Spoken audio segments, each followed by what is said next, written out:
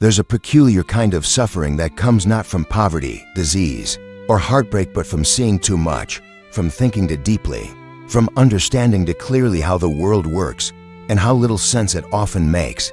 Imagine a child who begins to ask uncomfortable questions far earlier than most. Why do people lie so easily? Why do adults say one thing and do another? Why does no one seem genuinely happy, even when they have everything? As the years pass, this child turns into someone gifted, sharp, articulate, curious, but also restless, anxious, alienated. The more they understand the world, the more distant they feel from it. This is the hidden cost of clarity. The more you see, the harder it becomes to belong. We live in a culture that praises intelligence.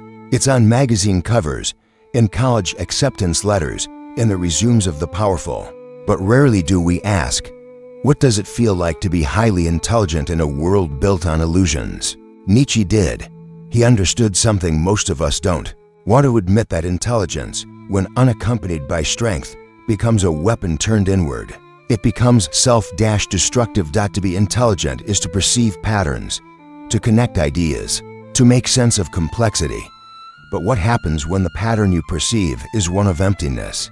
What happens when you realize that many of society's rituals, jobs, status games, politics, even relationships are often performances designed to hide the absurdity beneath? Most people can't afford to question these things. Their survival depends on going along with the script. But for the few who see through the charade, life becomes more difficult, not easier. Because now you're burdened with knowing, and knowing alienates. This is the paradox. Intelligence is supposed to be an asset. But what if it's a liability when it reaches a certain depth? Nietzsche wrote, "He who has a why to live can bear almost anyhow." But what he left unsaid is this: he who sees too clearly often loses the why altogether. Clarity without grounding leads to disillusionment. When you can see the motives behind people's kindness, the hidden selfishness behind love, the politics behind morality, you start to ask yourself, is anything real? Is anything pure? This question doesn't lead to enlightenment. It leads to exhaustion. The intelligent person is often not the happiest person, because happiness requires a kind of selective blindness, a willingness to not analyze everything, to not dissect every moment for hidden meaning. But the intelligent mind doesn't rest.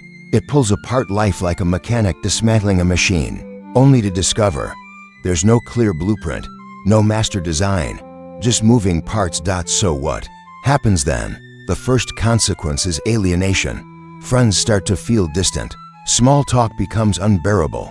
Parties feel like theater. And the more you think, the lonelier you become. Not because others abandon you, but because you no longer know how to participate in the illusion they depend on. The second consequence is paralysis, because with awareness comes doubt. You start to see both sides of every argument. Every opportunity reveals hidden risks. Every decision becomes a web of unintended consequences. Intelligence, without a capacity for decisive action, collapses into overthinking. And finally, the third consequence is despair, a quiet, creeping kind, not loud or dramatic, but a slow erosion of meaning. You begin to wonder, is this all there? As Nietzsche understood this darkness, he didn't worship intelligence the way modern culture does. He warned of its dangers. He saw how thinkers, those rare few who truly saw, were often broken by their vision. Not because they were wrong, but because the world wasn't ready for what they saw. It's easy to assume that smart people are privileged, that they cruise through life with ease. But many of the most brilliant minds in history lived tortured lives. Virginia Woolf, David Foster Wallace, Friedrich Nietzsche himself. People who could see deeply, think endlessly, and yet couldn't find peace.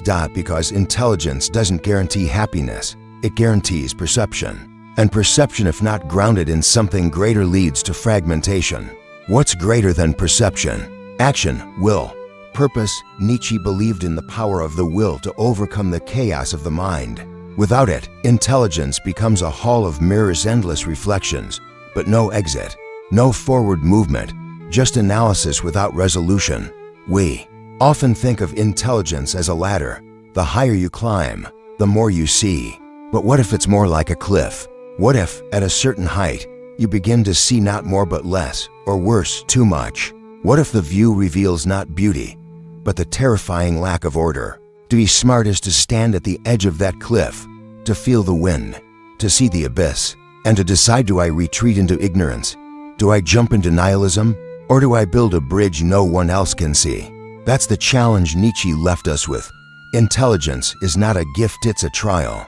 A test of whether your mind can serve your life, or whether it will consume it. So before we worship intelligence, we need to understand its cost. Because sometimes the brightest minds burn the fastest, and sometimes the clearest vision is the one that blinds you. In 1882, Friedrich Nietzsche wrote a haunting parable. It began with a madman running into a marketplace, holding a lantern in broad daylight. The people laughed. "Have you lost your way?" they mocked, but the man ignored their ridicule. He wasn't searching for light. He was searching for God. "Where is God?" he cried. "I'll tell you. We have killed him, you and I." At first glance, it sounds like blasphemy, or perhaps triumphant atheism. But Nietzsche wasn't celebrating. He wasn't mocking faith. He was warning. The parable continues. The madman realizes that no one understands him. They stare, confused, even amused, and he throws down his lantern, shattering it. "I have come too early," he says. "This tremendous event is still on its way." This was not a statement of pride. It was a lament. Nietzsche's madman is not insane because he's wrong. He's insane because he sees the truth before everyone else does. This parable was not about religion alone. It was about meaning itself. In Nietzsche's time, the old order was already beginning to crumble. Christianity, which had shaped the moral and psychological foundations of the West for centuries, was losing its grip. Science, reason, and individualism were rising, but they had not yet built something to replace what was lost. The madman saw what this meant.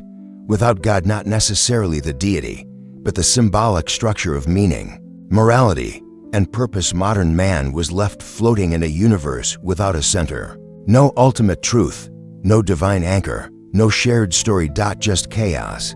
Nietzsche's brilliance was in seeing the psychological consequence before society did. Most people didn't feel the death of God. Not yet. They still lived by old values, even as they rejected the systems that gave those values power. But the intelligent few, those who could perceive patterns before they became obvious, felt the disintegration. They felt it deeply. Because intelligence doesn't just reveal facts, it reveals contradictions.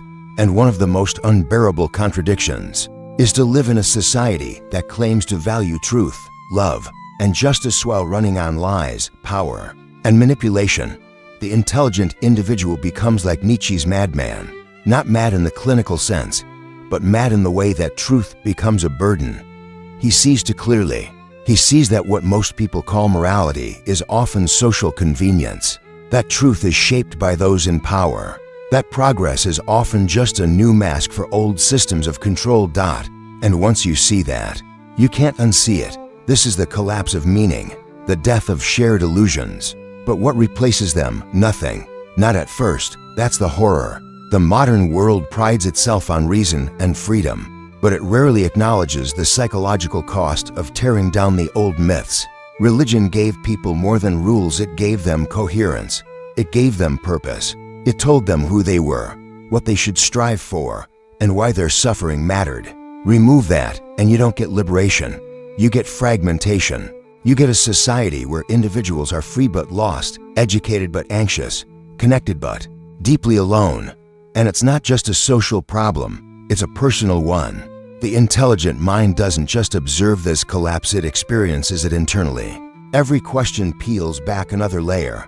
Every answer reveals deeper uncertainty. You begin to ask, if morality is relative, how should I live? If life has no inherent meaning, why should I endure suffering? If all stories are just stories, what makes mine worth telling? These aren't abstract puzzles, they're wounds. Because the collapse of meaning doesn't happen all at once. It erodes you. Slowly, quietly. It starts with cynicism, turns into nihilism, and often ends in despair. This is why Nietzsche's madman matters. He's not just a historical character. He's a mirror, a symbol of what it feels like to be one step ahead of the crowd intellectually, psychologically, and to suffer for it. To be intelligent in a disintegrating culture is to know too much. To soon it's to see the emperor has no clothes while everyone else still bows. But knowledge doesn't make you a leader. It often makes you a threat or a joke.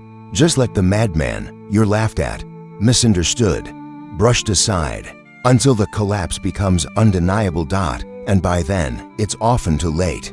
Modern life is full of people who feel this collapse, but don't know how to name it. They look round and see influencers preaching authenticity while selling lies, corporations branding themselves as moral guardians, politicians talking about truth in a post-truth world. The intelligent mind notices, it senses the incoherence, but without a new framework to replace what was lost, that awareness becomes a kind of slow-burning madness. Nietzsche saw this future. He didn't believe humanity could survive without meaning. He knew that once the old gods died, we would try to create new ones out of ideology, nationalism, consumerism, even science itself. But none of them could fully replace the depth of the old. And so, the intelligent suffer first, not because they're weak but because they're early. They detect the cracks in the foundation while others still admire the building. But awareness is only the beginning. The question is, what do you do once you see the collapse? Do you fall into nihilism, pretend nothing matters, escape into distraction? Or do you do what Nietzsche ultimately demanded? Create your own values. Forge meaning where none is given. Become, in his words, the Übermensch, not in power, but in responsibility. The madman was early, but his warning still echoes. And it's more relevant now than ever, because in a world addicted to appearances, those who see through them are not just thinkers. They are survivors of meaning's collapse, carriers of a dangerous truth, and their burden is the future. There's a strange paradox that comes with intelligence and inner conflict that only those who are deeply self-aware can truly understand. The smarter you become, the more you know about the world. But the more you know, the harder it becomes to find peace. Imagine someone who spends their days trying to unravel the mysteries of the universe. They're constantly analyzing, questioning, dissecting. They look at a simple social interaction and immediately begin to analyze the underlying dynamics, the power structures, the motives behind every word and gesture. What starts as curiosity soon turns into obsession, and slowly, without even realizing it, they become disconnected from the very thing they sought to understand themselves, the people around them, and the world they live in. This is the curse of the overthinker. Nietzsche understood this well. He wasn't just talking about the intellectuals who had the capacity to ask tough questions. He was also addressing the emotional toll of always seeking answers. He saw how overanalyzing everything, how pushing the intellect to its limits can become a form of self-imprisonment. For Nietzsche, intelligence was not just a tool for insight. It was a double-edged sword. On one hand, it enabled individuals to see the deeper truths about the world. On the other, it made it impossible to escape the constant weight of overthinking. Psychologically, this overthinking can spiral. One of the key features of highly intelligent people is an intense inner dialogue. They can dissect every decision they make, every word they say, every interaction they experience. And while this ability to analyze can be powerful, it often leaves them feeling detached from their own emotions. Take, for instance, the common experience of not being able to turn off the thoughts. The mind constantly hums with noise, whether it's rehashing a conversation that happened hours ago, second-guessing every choice, or overcomplicating the simplest decision. The result is the same, a kind of emotional paralysis, and it doesn't stop there. Overthinking breeds a dangerous feeling of isolation.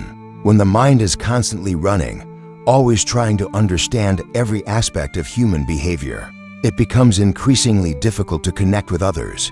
Relationships, once a source of joy and connection, become intellectual exercises, devoid of the warmth of shared experience. The highly analytical mind can find it challenging to truly be present. Instead of living in the moment, they're stuck in a constant loop of mental analysis, judging and categorizing people and situations. They're too busy understanding to experience, too wrapped up in decoding the world to simply live in it.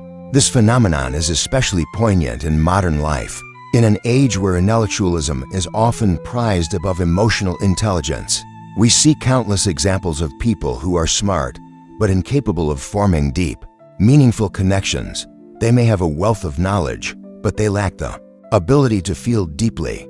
Their relationships, often superficial, are framed by intellectual conversations rather than emotional bonds. Nietzsche warned about the psychological isolation. In his view, the intellect, when it becomes the dominant, cuts people off from the very things that give life meaning, experience, passion, connection. The mind, endlessly probing, can't help but distance itself from the organic, messy reality of human existence. And this, Nietzsche argued, was a tragedy. Modern psychology supports this view. Research shows that highly intelligent individuals are more prone to certain mental health struggles, such as anxiety and depression. One reason for this is the overactive thinking that often comes with a sharp intellect.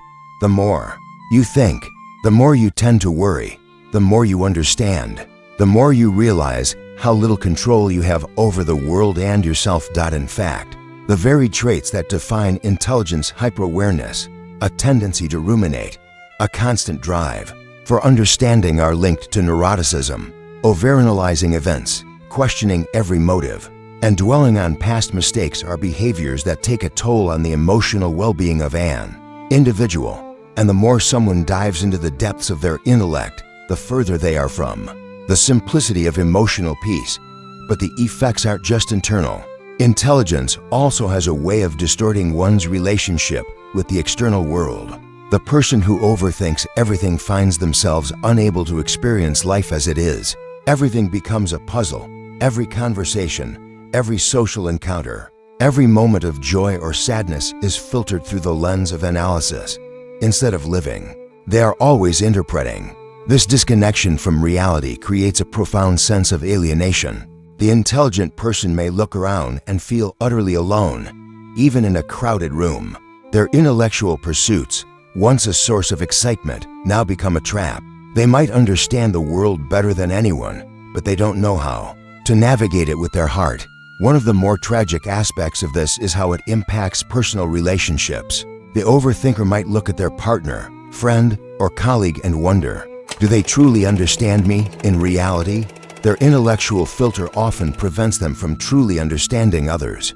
They're so caught up in dissecting the relationship, questioning every word, every gesture, that they miss the deeper, simpler connection that exists beneath the surface. This can cause frustration for both the overthinker and the people around them. Others may feel rejected or misunderstood, not because the intelligent individual doesn't care, but because they are incapable of simply being present. The overthinking becomes an emotional barrier that stops them from experiencing the joy of shared connection. But it's not just the relationships that suffer. The overthinking, the constant questioning, and the inability to shut off the intellectual engine take a toll on one's own sense of self. The mind, always racing, never stops long enough to let the soul rest. There's no room for peace, no space for the kind of quiet contentment that comes from being in harmony with the present moment. Nietzsche knew that this was the great cost of intelligence. To see too much was to be constantly burdened by the weight of understanding. It was to feel trapped between a desire for meaning and the overwhelming realization that meaning might not exist in the way we've been taught to believe. The psychological toll of intelligence is not simply that it makes life more complicated, it's that it takes away the very thing that makes life worth living, the ability to simply be, to be present, to experience without judgment, without constant dissection. And so, we arrive at a painful truth. Intelligence, in its purest form, can become a prison, a place where the mind, while powerful and capable, becomes its own worst enemy. It might offer the illusion of control, the illusion of mastery over the world, but it often leaves the individual emotionally bankrupt, unable to truly experience the richness of life. In the end, we must ask ourselves, is it worth it to live with the constant churn of thought, the endless analysis, the isolation from others? Or would we be better off, sometimes, in embracing simplicity and letting go of the need to understand everything and just allowing ourselves to live? There's a certain quiet violence in the way society operates. It is a force that demands conformity, often not through explicit laws, but through unspoken expectations, a collective pressure to fit in. This pressure, invisible yet inescapable, creates what Nietzsche called the herd mentality. It is an insidious mechanism that thrives on consensus, comfort, and uniformity, punishing those who dare to think differently. In Nietzsche's eyes, the masses were like a herd of cattle, passive, docile, and driven by the same desires, the same fears, the same assumptions. And within this herd, there were a select few individuals who, by the mere nature of their intellect or their moral clarity, refused to be herded. These outsiders, Socrates, Galileo, Nietzsche himself, were not only different in thought, but in action, and it was this very difference that made them dangerous in the eyes of society. At its core, Nietzsche's critique of the herd mentality wasn't just a critique of the mindless masses. It was a commentary on how society punishes those who refuse to conform to its collective illusions. The smarter you are, the more your honesty threatens the fragile sense of order that the herd clings to. The more you see the world for what it truly is, the more you're able to strip away the comforting illusions society has created. The more you become a threat. Take Socrates, for example. In ancient Athens, Socrates was a philosopher who dared to question the very foundations of Athenian life, its politics, its values, its understanding of justice. He questioned not just the actions of individuals, but the very assumptions that govern society's actions. And what was his reward for this intellectual rebellion? Death. He was condemned to drink hemlock and die because he was seen as a danger, someone whose questioning mind threatened to unravel the collective comfort of the Athenian people. In modern times, the story is no different.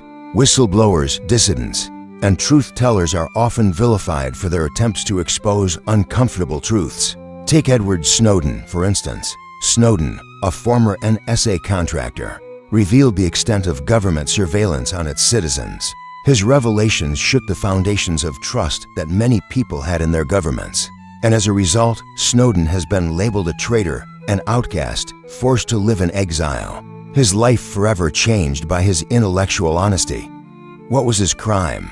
Simply thinking differently, seeing something that others didn't want to see, and then having the courage to speak out.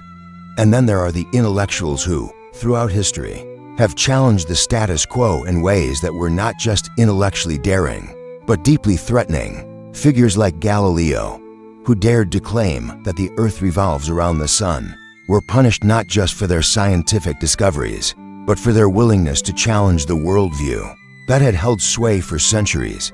Galileo's refusal to bow to the Church's doctrine was seen as an attack on the very fabric of societal order, and so he was tried as a heretic, forced to recant, and placed under house arrest for the remainder of his life. In each of these cases, we see the same pattern. The individual who dares to speak the truth, who dares to think for themselves, is punished. The punishment is not always violent in the traditional sense. It is often more subtle: exile, ridicule, the slow erosion of their reputation. The world pushes them out, labeling them as dangerous, as outcasts, as enemies of the collective good. They are branded as outsiders. And this label is not just an insult, it is a powerful tool of social control. But why does society react this way? Why is it that those who think critically, who see the world for what it is, are so often cast aside? The answer lies in the very nature of the herd mentality. The herd, by definition, is not interested in truth. It is interested in comfort, in stability, in conformity. The herd requires illusions to function. It thrives on collective beliefs that bind its members together, even if those beliefs are based on falsehoods. When an individual comes along who disrupts these illusions, who questions the established norms and values, the herd reacts with fear and hostility. It fears the loss of its stability, the unraveling of its shared reality. The intellectual, by simply being who they are, becomes a threat to the collective order, and so they are marginalized, silenced, or cast out. This dynamic isn't just philosophical. It plays out in our everyday lives, especially in the modern world. Think of the way dissenting opinions are treated in the media or on social platforms. People who challenge popular narratives, whether they're questioning the political establishment, critiquing mainstream ideologies, or offering alternative perspectives are often labeled as conspiracy theorists or radical thinkers. Their voices are drowned out by the collective noise of the herd, which prefers to follow the prescribed narratives rather than entertain uncomfortable truths. But what is the cost of this silencing? What happens when we push the outsider away, when we reject those who dare to think differently? The answer lies in the stifling of progress, the death of intellectual freedom. When society only rewards conformity, it condemns itself to stagnation. It cuts itself off from the possibility of growth, of transformation, of deeper understanding, and perhaps more troubling, it isolates the very individuals who have the potential to lead society toward a greater truth. By punishing those who think differently, society not only silences truth, it sacrifices its future. Nietzsche's critique of the herd mentality is not just an attack on society's treatment of intellectuals. It is a warning.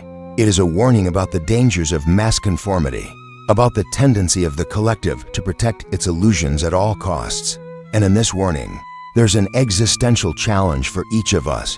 Are we willing to embrace the outsider within ourselves, to think independently, even if it means stepping away from the safety of the herd? Or will we submit to the collective pressure, stifling our own intellect and stunting our own potential? The choice is ours. But remember, history has shown us that the cost of intellectual honesty is high. It demands courage, resilience, and a willingness to stand alone. The smarter you are, the more you understand the fragility of the illusions around you, and the more society will attempt to silence you. But in this very silence lies the potential for true freedom and transformation. The question is, will you be the one who speaks out, or will you remain a part of the herd? There's a subtle, insidious trap that often ensnares the intelligent mind, a trap Nietzsche understood all too well. It's the paradox of the intellectual, possessing a mind capable of profound insight, of dissecting the very fabric of reality, but being unable to act upon it. Nietzsche didn't just critique society's limitations.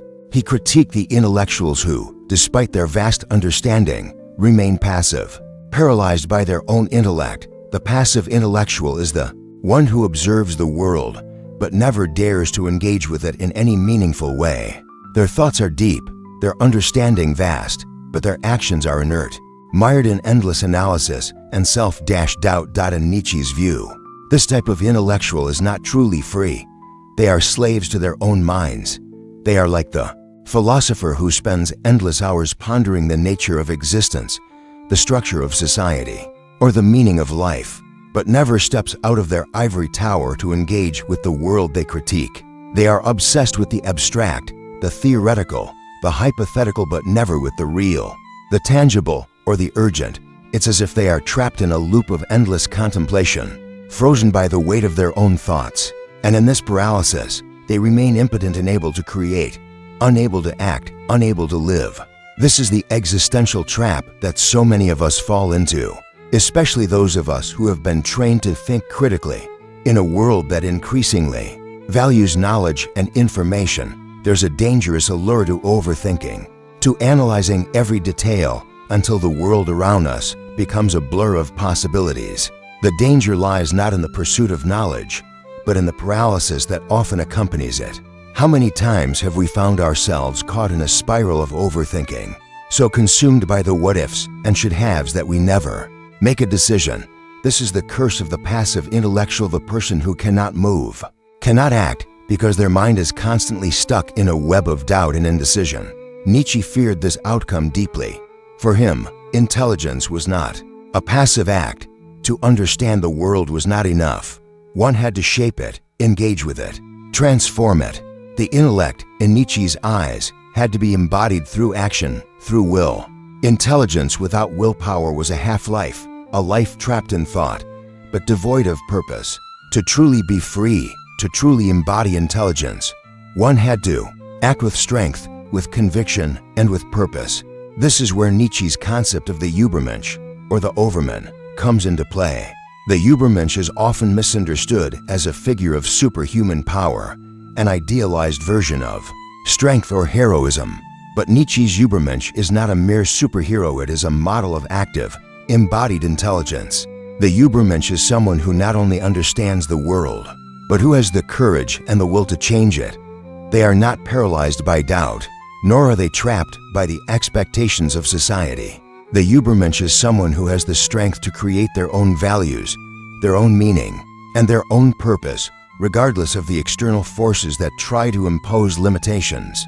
In contrast to the passive intellectual, the Übermensch is someone who acts with willpower. They take the knowledge and insight they've gained and use it to shape their own destiny, to break free from the limitations of conventional thought.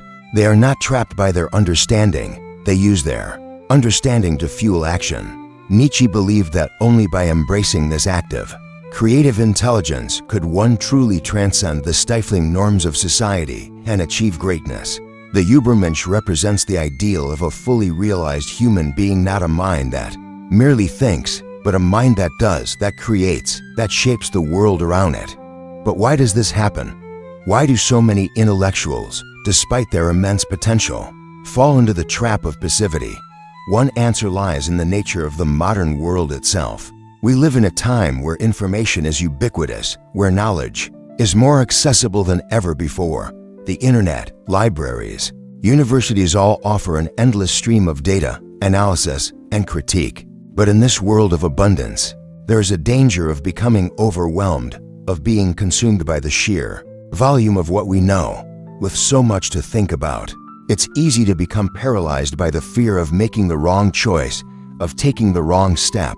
The intellectual mind, when faced with endless options and the weight of infinite possibilities, can become frozen in inaction. But this paralysis is not just a product of the modern world, it is a product of a deeper existential crisis. When we are faced with the vastness of the universe, the complexity of human society, and the mysteries of the self, it's natural to feel overwhelmed. It's natural to question whether any action we take will have meaning, whether any choice we make will truly make a difference. The more we know, the more we realize how little we understand. And in that realization, it's easy to become immobilized, to retreat into the safe confines of thought, away from the dangers and uncertainties of action. Yet, as Nietzsche pointed out, this is a dangerous trap. To live in the mind, to live in the abstract, is to avoid the very essence of life itself. Life is not found in endless speculation. It is found in action, in creation, in living with purpose. The intellectual who refuses to act is not truly free. They are trapped in a cage of their own making, imprisoned by their own thoughts. The way out of this trap lies in embracing the will, in reconnecting thought with action. It is not enough to be a passive observer of the world. We must become active participants in it. This means stepping beyond the comfort of intellectual critique and taking the risks that come with creation, with living authentically, with making decisions despite the uncertainty. It means becoming the creator of our own values, the sculptor of our own reality. Nietzsche's philosophy offers a way forward, a way to break free from the paralysis of overthinking and to embrace a more embodied, active form of intelligence. It offers us the possibility of becoming the Übermensch not as a perfect being, but as someone who has the courage to act, to create, and to live with purpose. The key is not to avoid knowledge or insight, but to integrate it into our actions, to allow our understanding to fuel the fire of creation rather than the coldness of contemplation. In the end, the challenge is clear: to avoid the trap of passivity, to live not just as thinkers, but as doers. The mind must not be an ivory tower. It must be a forge for action, a crucible for the will to manifest. Only then can intelligence truly become a force for transformation, not just of the world around us, but of ourselves. The abyss is staring back. The realization that all the illusions of meaning, religion, politics, social norms are merely constructs can be a paralyzing revelation. It is the very fate Nietzsche warned of, the death of God, the unraveling of all external meaning. To stand at the precipice and see the abyss before you is to experience a moment of profound crisis. Yet, Nietzsche did not leave us to languish in despair at this realization. If anything, he saw it as the very beginning of something new, a beginning that is far more profound than any old systems of meaning. For Nietzsche, the abyss wasn't a place of destruction, it was a crucible for creation. It's easy to understand why many who confront the void are consumed by nihilism. If nothing holds inherent value, if nothing has the meaning we once attached to it, then the very fabric of reality seems to unravel. The tendency is to shrink back, to retreat into comfort, to seek meaning in distractions or empty promises. But Nietzsche challenges this impulse. He does not ask us to retreat from the abyss but to enter it, to walk through the void and emerge on the other side, stronger, more self-aware, and more capable of creating meaning from the chaos. At the heart of Nietzsche's philosophy lies the concept of the Übermensch, the Overman, the individual, who not only recognizes the collapse of traditional values, but embraces it as an opportunity for creative transformation. The Übermensch is not a person who simply rejects old values, but one who sees the destruction of those values as an invitation to create new ones. In the absence of a God, in the absence of predefined meaning, the Übermensch is free to forge their own path. They do not wait for meaning to come from external sources. They create it within themselves. But how does one escape the abyss? How does one move from despair to rebirth? From the vacuum of nihilism to the fertile ground of self-creation? The key lies in embracing the chaos, confronting the void directly, and using it as fuel for transformation. Nietzsche's solution to the crisis of meaning is not passive resignation, but active creation. This is where psychology provides profound insights into the process of transformation. Viktor Frankl, a man who faced the depths of human suffering in Nazi concentration camps, offers one of the most powerful responses to Nietzsche's challenge. Frankl's existential analysis, the idea that we find meaning in life through our response to suffering, is not only a powerful tool for personal resilience, but also a method for confronting the abyss. Frankl argues that when we face the void, when we confront suffering and meaninglessness directly, we are presented with the ultimate opportunity to assert our will to meaning. In the midst of despair, we can choose to create meaning through our actions, through our decisions, and through our engagement with the world. For Frankl, it was not about finding meaning in external things, but in how we respond to life's challenges. His work in the concentration camps showed that even in the darkest moments, individuals could assert their own meaning through their attitude toward suffering. Frankl's central tenet was that he who has a why to live can bear almost any how. This is the very essence of Nietzsche's idea of the Übermensch, an individual who finds or creates their own meaning, regardless of the circumstances they face. The Übermensch does not wait for external forces to provide purpose, they carve it out for themselves. But this path isn't easy. Confronting the void requires immense courage. It's one thing to understand intellectually that old systems of meaning are gone. It's another thing entirely to live that reality day by day. The weight of this can be overwhelming. This is where Jung's work in individuation provides another crucial piece to the puzzle. Jung, too, was deeply influenced by Nietzsche's understanding of the human condition and his concept of individuation, where the self is formed through a process of integrating the conscious and unconscious aspects of the psyche. Offers a path to personal transformation. According to Jung, to confront the abyss is to confront the shadow, the unconscious parts of ourselves that we repress or deny. In Jungian psychology, the shadow represents the parts of our personality that we reject, the aspects of ourselves that we fear or deem unacceptable. Confronting the abyss, then, is not just about confronting the external world's meaninglessness, but also about facing the darkness within ourselves. It's about acknowledging our own fears, desires, and imperfections.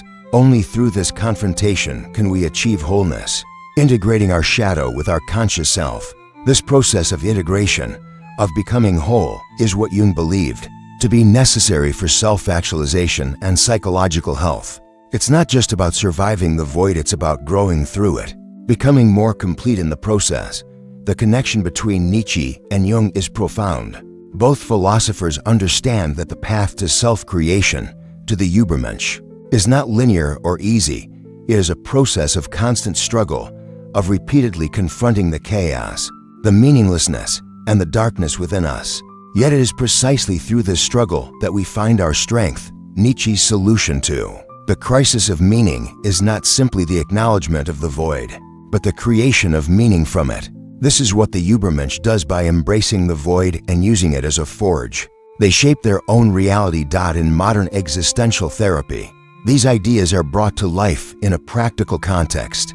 One of the core ideas in existential psychotherapy is the belief that we are not victims of fate, but active participants in our own lives. We create our own meaning through our choices, and we find purpose through engagement with the world.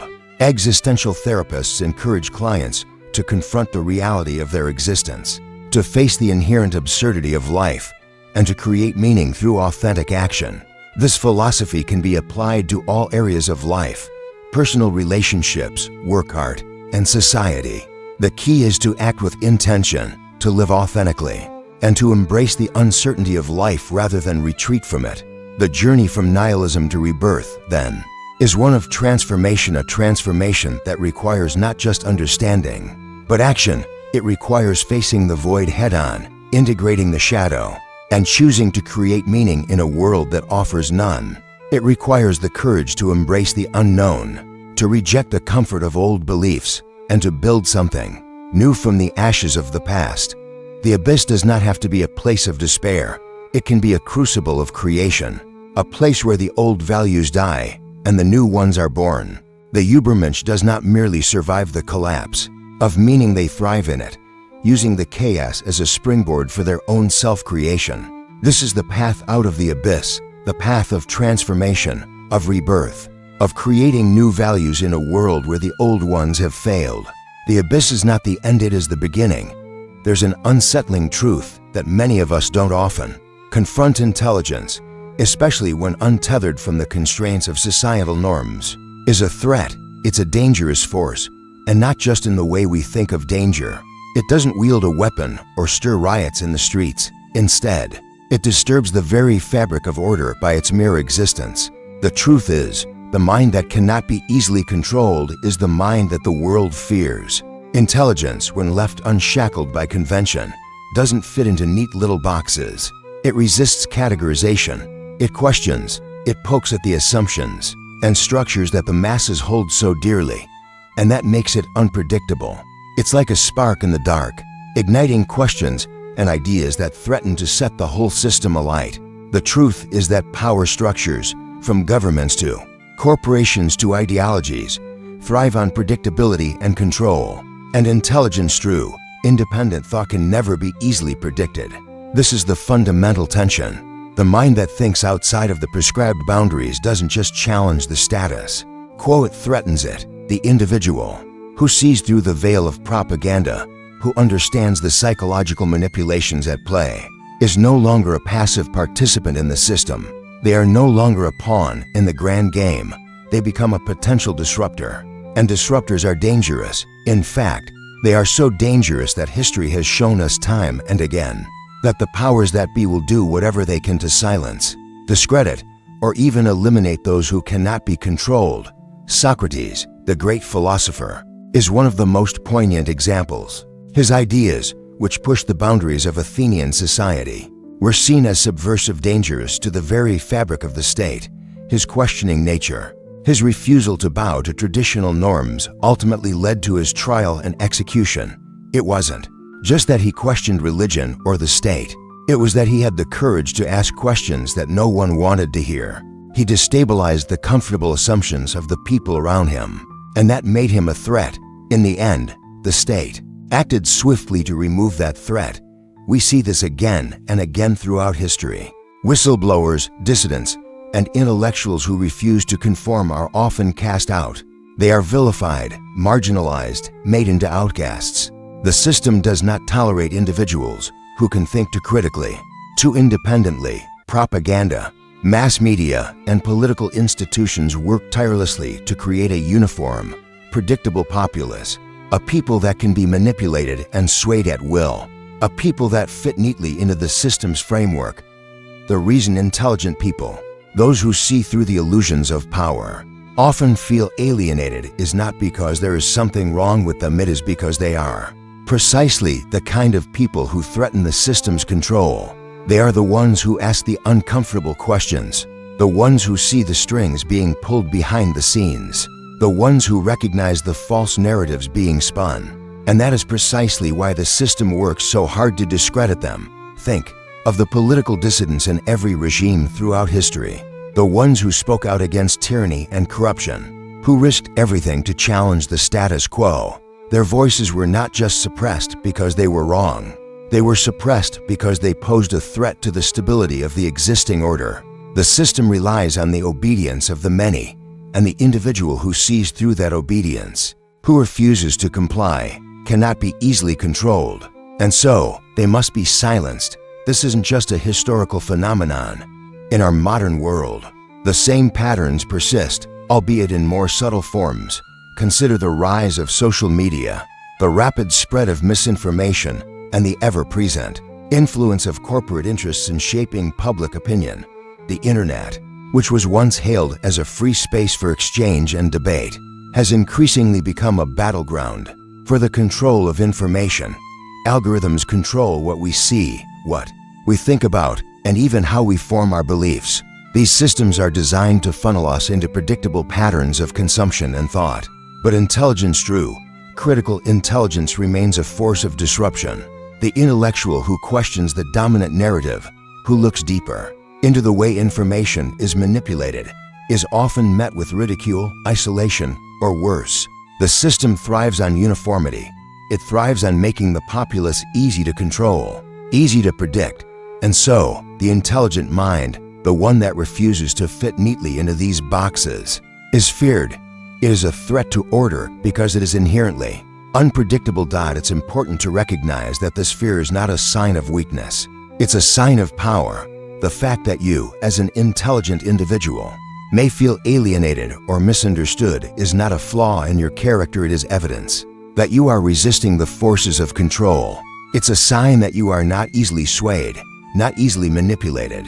In a world where conformity is rewarded and independent thought is often marginalized, this resistance is not only rare, it is valuable. You are not wrong to feel misunderstood, to feel like an outsider. In fact, it may very well mean that you are on the right path. When you begin to see through the veil, when you begin to notice the subtle and not so subtle ways that society tries to control thought and behavior, it can feel like a heavy burden. But it is also a great power. It is the power of clarity, of seeing things as they truly are, not as we are told they should be. The world doesn't want people who think too deeply, who ask too many questions, who refuse to fall in line. But that's exactly why we need those individuals to think critically, to question the dominant narratives, to understand the underlying forces at play. This is not just an intellectual exercise. It is an act of courage. It is an act of rebellion against the forces that seek to control us. And while it may come with a heavy price, alienation, isolation, misunderstanding, this path also holds the potential for something much greater, the possibility of a new kind of freedom, a freedom that comes not from external validation or societal approval, but from the power to think, act, and create independently. So, if you feel like an outsider, if you feel the weight of your intelligence pressing down on you, remember this. You are not alone. The greatest minds in history have been misunderstood, vilified, and cast out. The world fears the mind that cannot be controlled because it is the one force that cannot be manipulated or bent to the will of those in power. And perhaps that's the most powerful position to be in, the place where true freedom begins. We began this journey by acknowledging a simple yet profound truth. Intelligence is a gift, but it is also a burden. It can elevate us, giving us the ability to see through the veil of illusion that the world so carefully constructs. It grants us the power to understand the mechanisms at play in society, to analyze, to dissect, and to question. But with that power comes a cost, a psychological toll that few are prepared for. The more you know, the more you see the cracks in the foundation of the world around you. And sometimes, it feels as if there is no way to unsee them. In the works of Nietzsche, we find a sobering but necessary truth. Intelligence, in and of itself, is not enough. To be aware is not the same as to live. To think deeply is not the same as to live deeply. Nietzsche's true warning was not against intelligence itself, but against the failure to transcend it.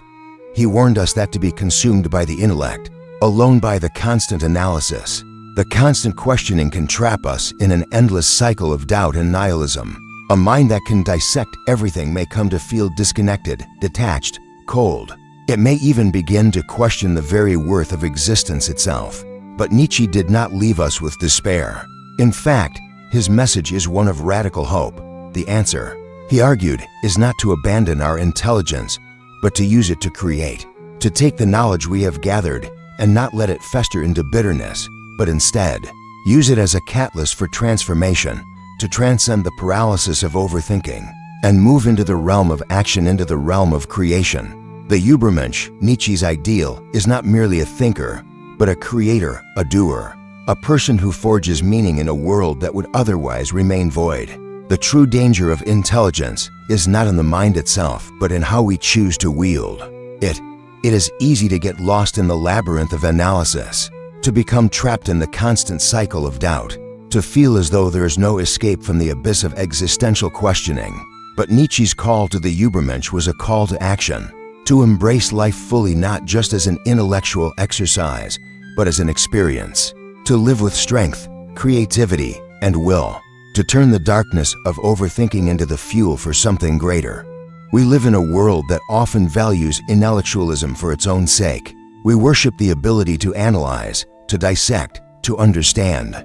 But Nietzsche warns that this kind of intelligence, untethered from action and will, is a trap.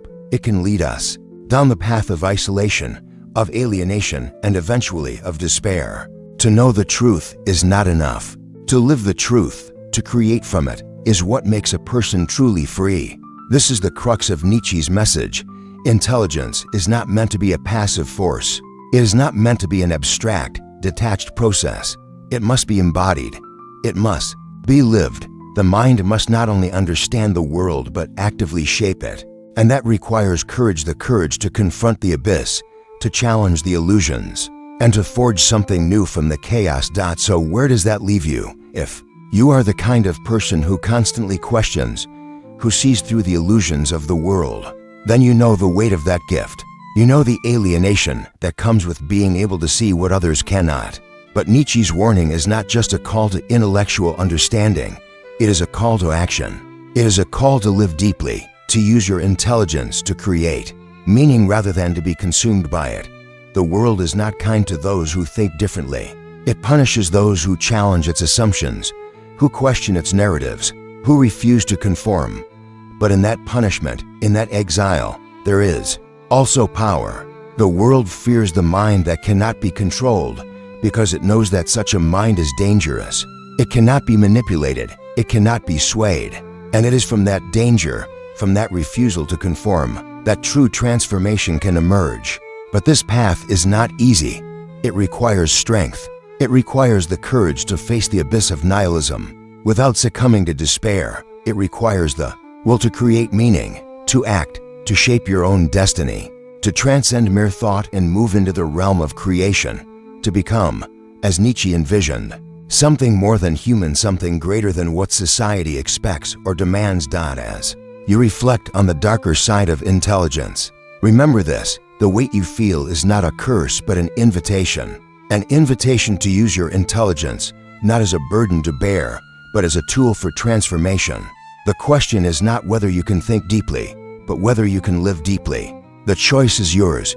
Will you succumb to the darkness of overthinking? Or will you use it to create a life of meaning, strength, and will? The abyss is there, but it is not the end. It is only the beginning of a greater journey.